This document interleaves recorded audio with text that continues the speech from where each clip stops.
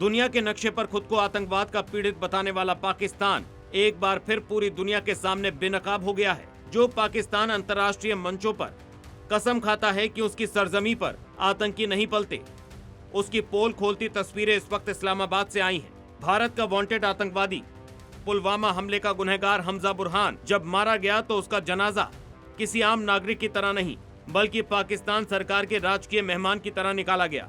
जरा इन तस्वीरों को गौर से देखिए। हथियारों से लैस सुरक्षा घेरा, बुलेट प्रूफ गाड़ियां और जनाजे में शामिल वो चेहरे जिन्हें दुनिया खूंखार आतंकी मानती है। हिजबुल मुजाहिदीन का चीफ सैयद सलाउद्दीन और अल बद्र के बड़े कमांडर खुलेआम इस जनाजे में शामिल हुए। ये इस बात का पुख्ता सबूत है कि पाकिस्तान न सिर्फ आतंकियों को पनाह देता है बल्कि उनकी मौत पर मातम भी सरकारी सुरक्षा के बीच मनाता है। लेकिन पाकिस्तान की इस भारी भरकम सुरक्षा को धता बताते हुए पाकिस्तान की सरजमी पर ही आतंक के आकाओं को मिट्टी में मिलाने वाले अज्ञात हमलावरों ने एक बार फिर अपना काम कर दिया है। 14 मई को पाकिस्तान के मुजफ्फराबाद के चीला बांदी इलाके में भारी सुरक्षा के बीच रह रहे आतंकी हमजा बुरहान को अज्ञात हमलावरों ने मौत के घाट उतार दिया। आपको जानकर हैरानी होगी कि हमजा बुरहान को पाकिस्तान की खुफिया एजेंसी ISI ने कमांडो सुरक्षा दे रखी थी। उसके आगे पीछे स्कॉट गाड़ियां और बुलेट प्रूफ गाड़ियां चलती थी, लेकिन मौत बनकर आए अज्ञात हमलावरों ने ISI के सुरक्षा घेरे को तार तार कर दिया और हमजा को उसके अंजाम तक पहुंचा दिया।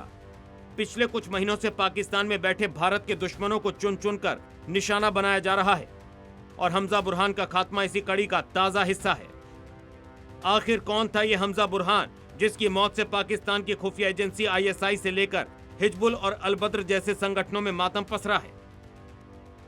अर्जुमंद गुलजार डार उर्फ हमजा बुरहान उर्फ डॉक्टर जम्मू कश्मीर के पुलवामा के रत्नीपोरा का रहने वाला था। महज 23 साल का यह आतंकी कानूनी तरीके से सरहद पार पाकिस्तान गया था। वहां जाकर यह प्रतिबंधित आतंकी संगठन अल बद्र में शामिल हुआ और बाद में अल बराक के लिए काम करने लगा। ये वही हमजा बुरहान है जिसे भारत सरकार ने साल 2022 में UAPA के तहत आतंकवादी घोषित किया था। ये कश्मीर में आतंक का पोस्टर बॉय रहे बुरहान वानी, जाकिर मूसा, अबू दुजाना और अबू कासिम का बेहद करीबी सहयोगी था।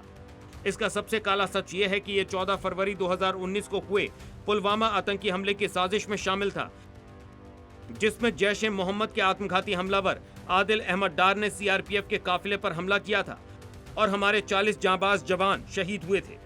सिर्फ पुलवामा ही नहीं, 19 नवंबर 2020 को पुलवामा के काकापुरा में CRPF बंकर पर हुए ग्रेनेड हमले के पीछे भी इसी हमजा का हाथ था, जिसमें 12 बेगुनाह नागरिक घायल हुए थे। ये पाकिस्तान में बैठकर कश्मीर के युवाओं को भड़काता था और घाटी में आतंकी फंडिंग का जरिया बना हुआ था। लेकिन कहानी सिर्फ हमजा बुरहान तक सीमित नहीं है। पाकिस्तान की धरती पर इस वक्त कुछ ऐसे धुरंधर एक्टिव हैं जो आए दिन भारत के दुश्मनों को चुन चुन कर मौत के घाट उतार रहे हैं। पिछले महज 4 महीनों के भीतर पाकिस्तान के 4 और बड़े आतंकियों की संदिग्ध परिस्थितियों में मौत हो चुकी है। फरवरी में लश्कर ए तैयबा से जुड़े आतंकी मोहम्मद कासिम गुज्जर को पेशावर में अज्ञात बंदूकधारियों ने गोलियों से भून दिया था। भारत ने 2024 में से UAPA के तहत आतंकी घोषित किया था। अप्रैल में जैश ए मोहम्मद का सीनियर कमांडर सलमान अजहर बहावलपुर में संदिग्ध परिस्थितियों में उसकी मौत हुई थी। सलमान अजहर को जैश ए मोहम्मद प्रमुख मसूद अजहर का करीबी सहयोगी माना जाता था।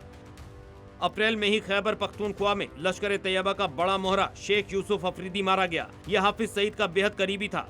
पाकिस्तान की राजधानी इस्लामाबाद की नाक के नीचे हिजबुल मुजाहिदीन का सीनियर कमांडर सज्जाद अहमद संदिग्ध परिस्थितियों में मृत पाया गया। बारामूला का रहने वाला यह आतंकी 90 के दशक से पाकिस्तान में बैठकर हिजबुल की फंडिंग और ट्रेनिंग देख रहा था।